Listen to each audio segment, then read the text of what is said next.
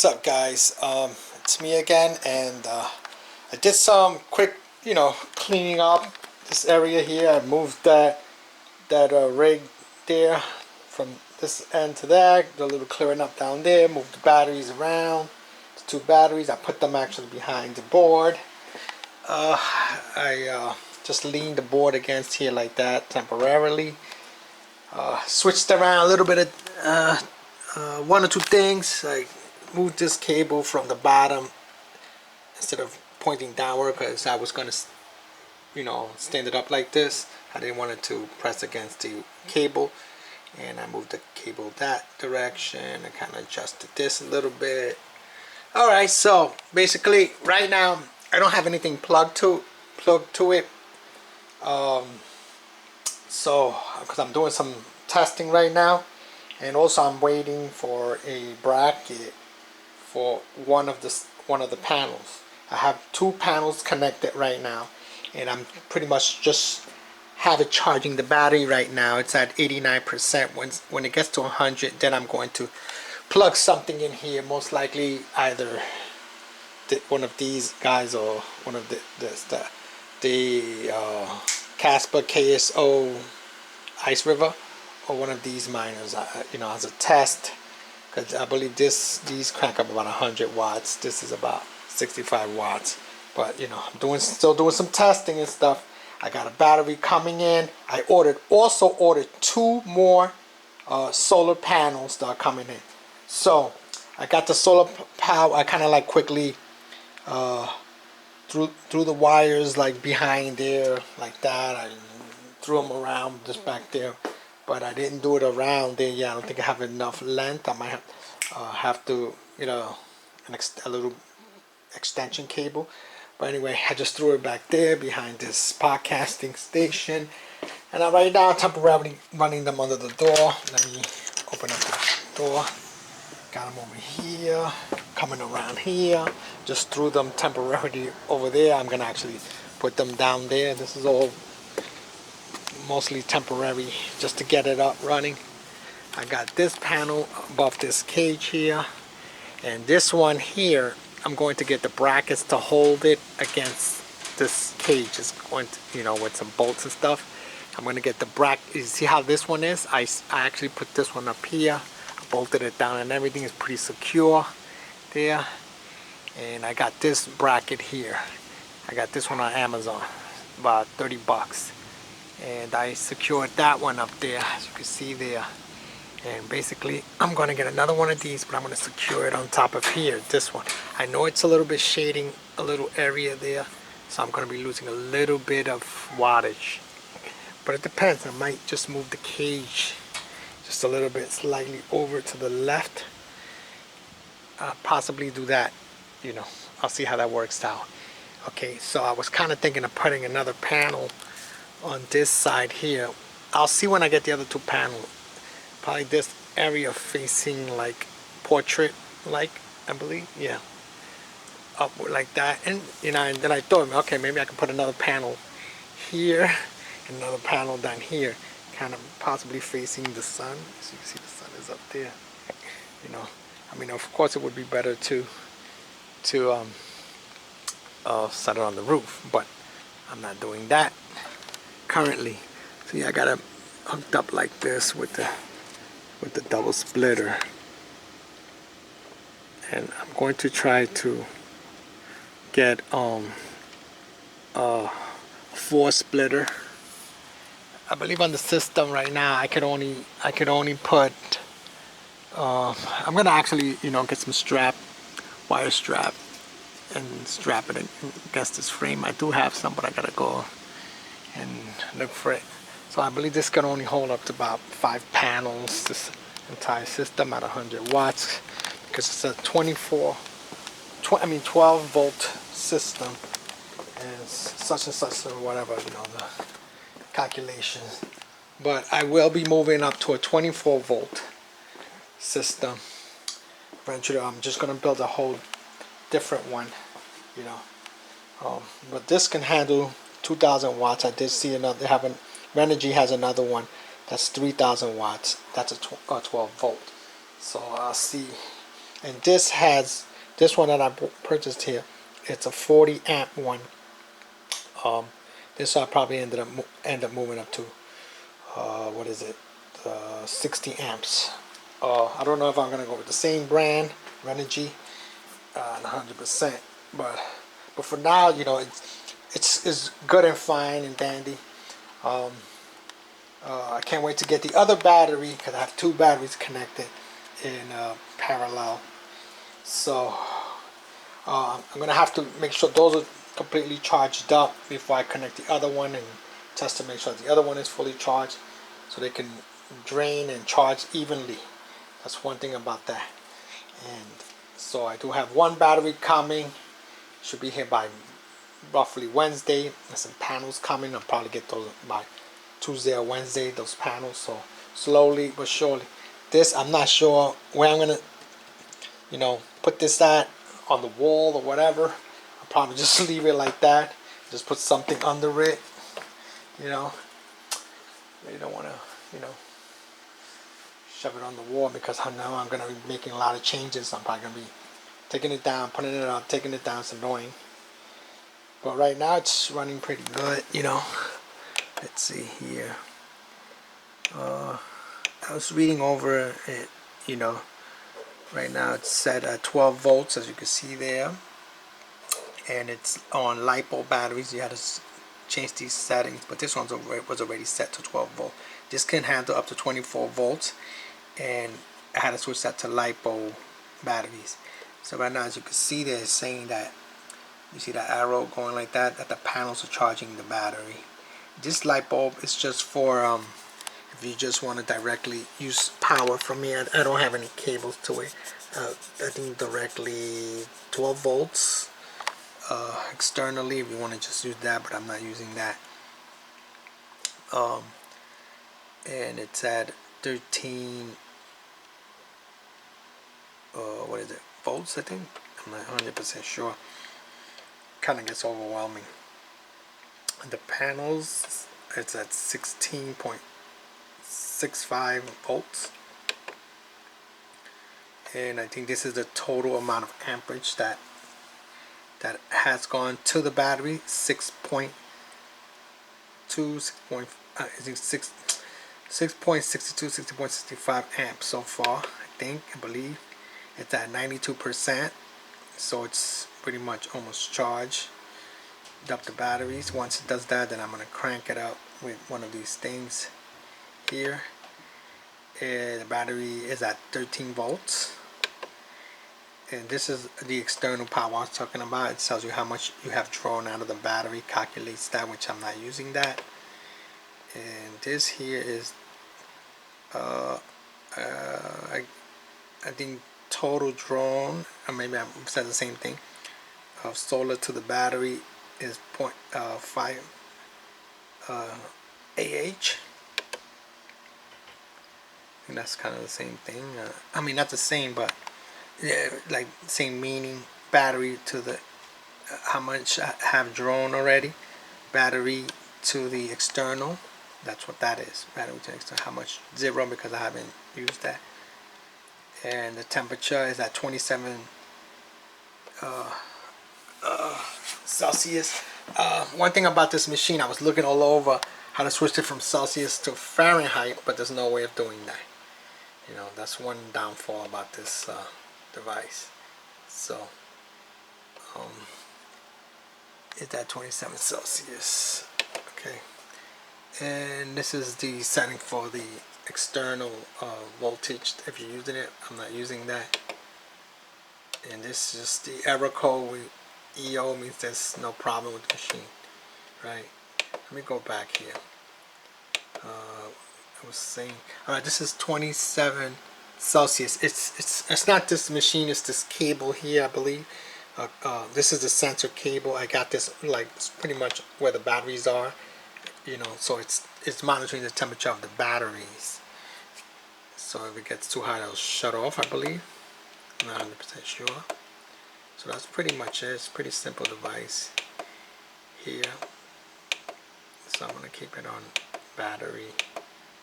So I'll know if it hit 100%, because I'm still doing some testing. as far as how long can it last. The batteries. So basically the solar wires come in here to the circuit breaker for the panels. I shut it off if I'm going to work on panels or whatever. Go straight to inside this charge controller. Charge controller is also connected to this circuit breaker here that's connected to the positive. Got the ground wire here. Got the negatives connected to the bus bar here. And I made a rigged ground wire connected to the house grounding. And this is negative connected to the batteries over here. This also the ground. This ground is running here to this inverter, and this negative is terminal is also connected to the bus bar, which is going into the inverter. Okay, now the positive side here, right, is coming off directly to this fuse. This is a 200 amp fuse here, and going straight positive to this bus bar. Then this from this bus bar is going straight to this kill switch here, the main switch, which connects the positive to the battery. So basically I have, as far as fuses and stuff, as far as fuses and stuff, I do have another fuse, but it's outside. I gotta connect it to the solar panels. There's another 10 amp fuse.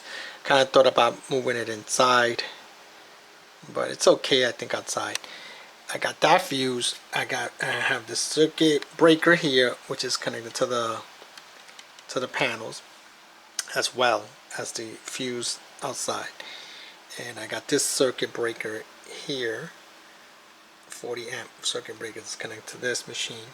I have this fuse here, 250 volt fuse amp, 200 amp fuse connected to this inverter and the kill switch. It's a pretty simple system, you know. And that's pretty much it, how I got this whole thing set up. But one thing about this inverter up here, I can unscrew this here and connect it directly to the grounding, live and neutral wires, instead of using this over here. Like, let's say I connect these three cables to this, that will connect to one of these power things here, like this. Like, let's say I can cut the cable, strip the wire ends, and connect it, all three of them. Then it'll give me, like, let's say 6 plugs like that. I'll probably do that in the future, because there's only 3 here. So it depends, you know, it depends on how much batteries I get, you know, if we can handle. Right now I'm trying to, you know, get some batteries to calculate to see if it can hang overnight. You know, the machines, how many batteries would I need, and, you know, also need enough panels to charge this like really quick, as fast as I can, within a couple of hours, you know, before it gets dark. So I'm gonna keep stepping up. I get another battery, I throw 2 more panels in, see how fast it can charge these batteries, you know, and how long is this going to, you know, power what machine overnight, you know. So I need about, I don't know, depending on you know, whether it's winter or whatever, summer, see how, you know, how many hours I need for the night. I just really need the batteries for the night time. So once it starts, you know, daylight comes, it'll start charging and working without, you know, me charging the batteries without it using up battery power.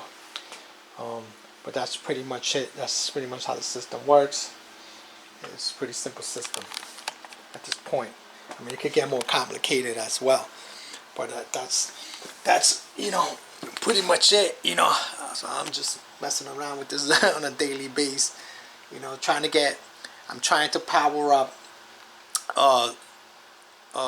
my miners, you know, my low power miners, so that way I don't have to spend money on electricity like you know, I mean, when Ethereum was there, I was spending like up to $1,500 a month in electricity. It's kind of ridiculous, you know, having those kind of bills. And let's say you have, like, you're spending $1,500 just to make, let's say, $500 is kind of stupid to me, you know, of profit, you know, so you're pretty much giving it away to the electricity company. So I'm trying to beat that and just basically building these machines here.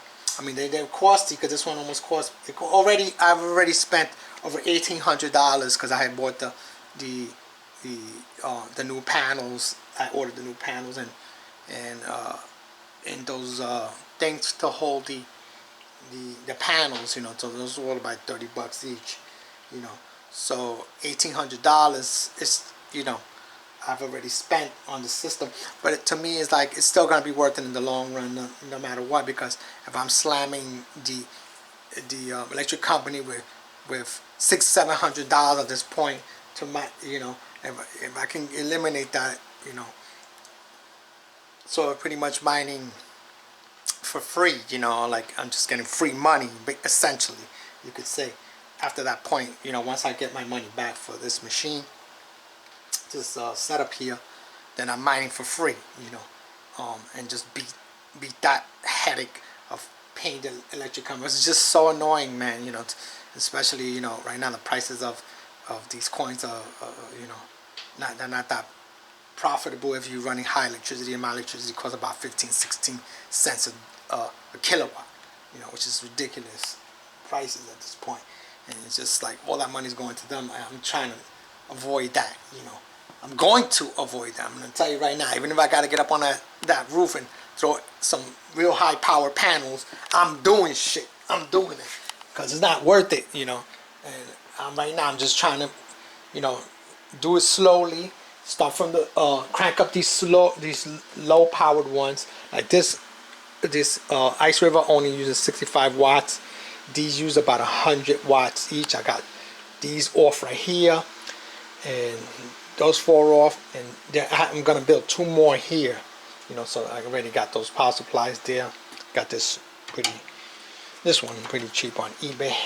A lot of these I got these on eBay, and I got those pretty much on sale, you know, about about $20-something, $30 around there. So those are pretty good, you know. So I just need a motherboard for these 2, and the CPUs and some RAM, and boom, those are ready to go. But at this point, it's like I have to, you know, scale this up so I can connect this to that. And then I got these miners here, which are the iPolos. This is a 400 mega hash one. I got it off for now because I'm doing some testing, so I don't want to mess around with that right now. You know, I mean, even though that's profitable, I still got it off. I might turn it on later on. So I got 1 iPolo there, and I got, let me turn on this light here. I got 6 iPolo here, completely off. That's why I want to build another machine like that as I'm testing and figuring out what I need, and I can hopefully power these up right here. These are, you know, sometimes now they become non-profitable and then become profitable, maybe a penny or 2. I'm not even gonna mess with that. It's all going towards electricity. I'm not gonna do that. You know, it's just like a waste of money right there. You know, doing that and giving it all to the power company, and I gotta pay a big bill. That's exactly what I'm getting out of paying the electric company. This rig right here, this one uses up a hell of a lot of power, and this was my Kaspa mining rig. So I got the 3060s up there, and I got all the rest of the miners here, which is a 24 GPU mining rig, complete. The rest are 1660 supers. I got this 1660 super right laying up here, another one right here, and I got an A2000 up there laying there. Okay, so I got those GPUs completely off. So I've been thinking about I've been trying to get rid of my 16 supers. I mean, a lot of people are trying to lowball me, and I'm not having that. Hell no, no way. No way, no way. I'll just hold on to them, you know. I'd rather just hold on to them. As a matter of fact, I'm going to give my son, I haven't done it yet, open up his computer and give him one of these, you know, one of these 1660 Super. He does have a 1660, but he doesn't have a Super, so I'm going to swap that and give him one of those. And, you know, like I said, these are all 3060s. I'm not getting rid of the 3060s. I'm still going to hold on to the 3060, but the 1660 Supers, I will get rid of those. I don't mind getting rid of those. You know, it just you know, because right now I'm just more into these mini ASICs and CPU mining at this point. I'm not. I don't think I'm gonna buy any more GPUs whatsoever. I'm just gonna completely get out of it. One thing I don't like to mess around, tinker around with it too much, you know, settings and stuff. So that's pretty much it, guys. That's pretty much it for the video. That's what I'm doing for solar right now, and it's going to be a lot of videos on solar to get out of paying this damn electric companies. I'm tired of that, wasting money like that, and it's all going to them. So I'm, you know, I don't care if I got to build 3 of these jammings, you know, 3, 4 of these machines just to crank it up. But basically, like I said, I'm going to scale up anyway. So I'm going to talk to you guys later, and that's it for the video. Peace out.